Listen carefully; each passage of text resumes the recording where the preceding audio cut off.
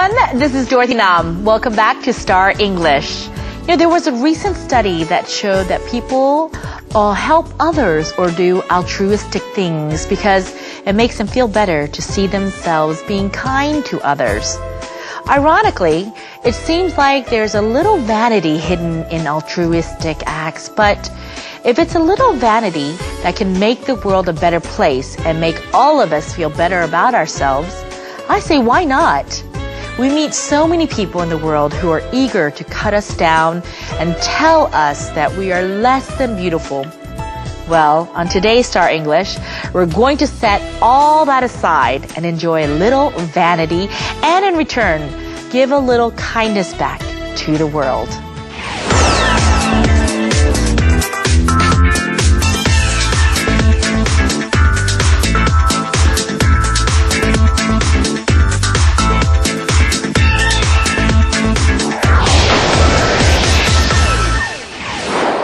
What's happening now? Today on Star English, we'll be bringing back Miss Canada 2011, Tara Teng, for another exciting conversation.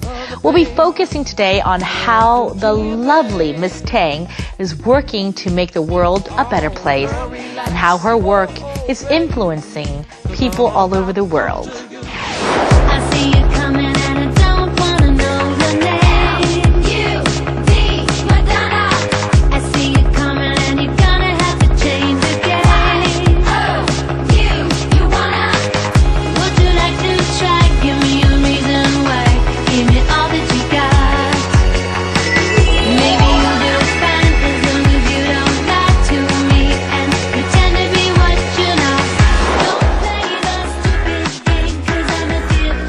We get to speak with Miss Tara Teng once again, and former title 2011 Miss Canada. So once again, thank you so much for coming on. It's an honor to be here twice. Our show. Yes, twice, and that even makes it 4 times because our show also does a repeat. Well, there you go, extra special. Yeah, so I just want to say thank you because I know you're having a very busy time, in your stay in Korea, and I definitely want you to go ahead and say hello to our viewers once again, if you can, please.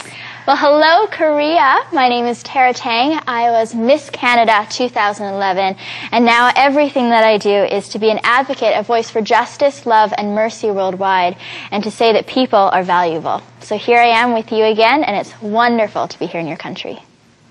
Thank you. Thank you so much. Yeah, and it's before, I think in our first show we talked about this is your first visit to Korea. It is. And but you definitely had people stay with you in your homestays that your mother and yourself, your family, opened up your home for Korean students. Yes, we did.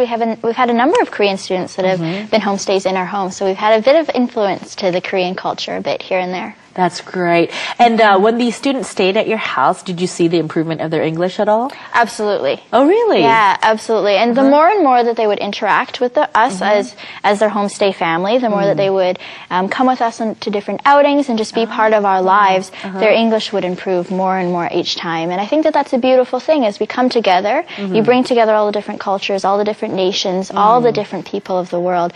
We learn so much from one another, and we can become better as we grow from the things we learn from each other. That's great. Now, during your stay in Korea, while you've been here, have you contacted them, or are they still in Korea, these students? A lot of them are now doing their university studies. They were with us when they were doing their high school studies, so now they're doing their university studies in other places in the world. Unfortunately, we weren't able to connect with them, but we are meeting with other good friends of ours here, so that's been fun. Oh, that's great. That is wonderful. We talked a lot about some social issues that you work with, and tell us about some of the nonprofit organizations that you actually work with now currently. Okay. Well, I work in partnership with a number of different organizations. I think that it's really, really important for us to come together and to have a strong, unified front as we work together, striving together for something better. And so a lot of the different groups that I work to raise my voice in support of are groups like World Vision. The work is very well known for development of communities that are dealing with great poverty often, and their child sponsorship program where they're able to take these children and value these children and really give them the best opportunities that they possibly could through community development.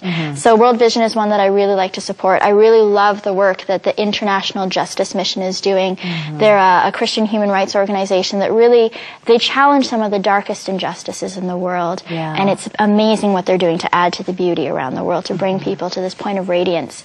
I really love the work of the Ratnak Foundation, that they are based in Cambodia, working with children specifically that were caught in child sex tourism, a really dark issue, but really beautiful things that are working through that as well. And another organization that I really love to support as well is the Not for Sale campaign, and the work that they're doing around the world, really to find creative and innovative solutions to this problem of modern day slavery, and to find ways that all of us can be part of re-abolishing slavery in our lifetime.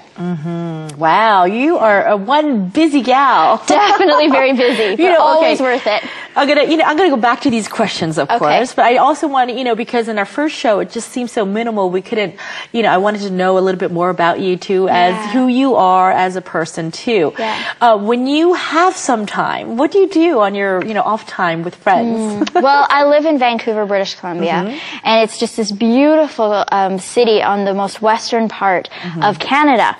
And so it's right on the Pacific Ocean. I'm an ocean girl at heart. I love the ocean. So when I have time, I like to go walk down, and there's a big park in Vancouver called Stanley Park. And there's a lot of nature, there's a lot of trees and forests there, and there's a walk that goes all the way around the park right on the ocean. And I love spending my days in Vancouver where it's warm and sunny, right on the ocean, and get to just take in the mountains and the ocean and the blue skies and the trees and the beauty that is all around us. I think that, we're very privileged to live on such a beautiful planet.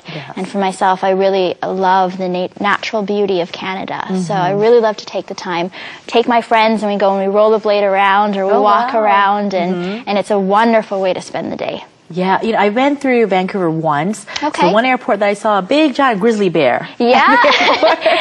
There's a lot of natural animals. There's a lot of grizzly bears, a lot of moose, eagles, the loon, the beaver, of course, Canada's big animal. So a lot of these animals, I grew up in a small coastal logging town on coastal Sunshine Coast of British Columbia, about 6 hours north of Vancouver. And it was not uncommon for us to find grizzly bears and cougars and other animals in the woods just a block behind our home when we were growing up as kids. So definitely grew up with a lot of that. Wow. Did you grow up in a home with other brothers and sisters? Or? I did, yes. I have a younger sister who is 20 years old now, and